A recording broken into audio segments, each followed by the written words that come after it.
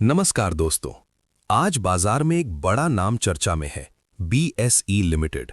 Stock ने आज नया लाइफ टाइम हाई बनाया है, लेकिन सवाल ये है, क्या ये असली ब्रेकआउट है या मोमेंटम के पीछे स्मार्ट मनी का खेल?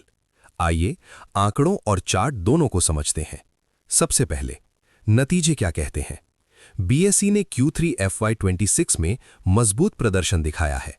कंसोलिडेटेड नेट प्रॉफिट लगभग 600 करोड़ रुपए के आसपास रहा है, जो सालाना आधार पर करीब 170% से ज्यादा की बढ़त है।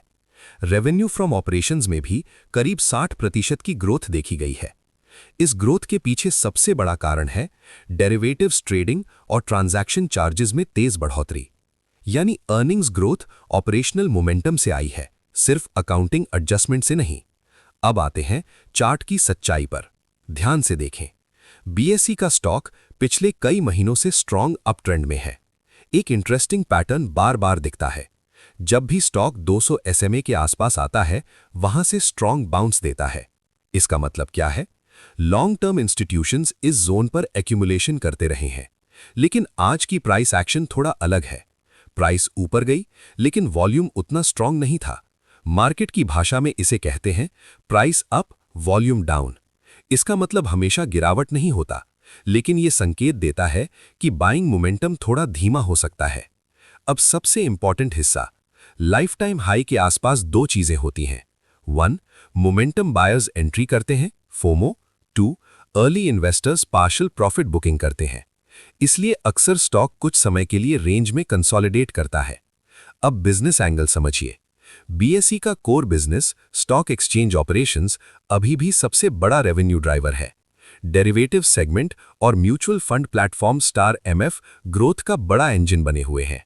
यही कारण है कि मार्केट इस स्टॉक को स्ट्रक्चरल ग्रोथ स्टोरी की तरह देख रहा है। लेकिन रिस्क क्या है? एक्सचेंज बिजनेस वॉल्यूम्स पर निर्भर करता है। अगर मार्केट एक्टिविटी धीमी होती है, तो अर्निंग्स ग्रोथ भी नॉर्मलाइज हो सकती है। Bull case, strong earnings growth, asset light business, market participation बढ़ने से डायरेक्ट फायदा। Bear case, lifetime high के पास मोमेंटम कूलिंग, वॉल्यूम कंफर्मेशन अभी कमजोर। इंस्टीट्यूशनल व्यू बिल्कुल सरल है। ये पैनिक का नहीं, पेशेंस का फेज है। ट्रेंड अभी पॉजिटिव है, लेकिन फ्रेश एंट्री के लिए कंसोलिडेशन का इंतजार बेहतर हो सकता है। याद रखिए, लाइफ टाइम हाई पर स्टॉक नहीं भागता, इमोशंस भागते हैं। डिस्क्लेमर, ये विश्लेषण सार्वजनिक उपलब्ध जानकारी और Q3 FY26 परिणामों पर आधारित है। ये निवेश सलाह नहीं है। निवेश से पहले अपने वित्तीय सलाहकार से परामर्श अवश्य करें।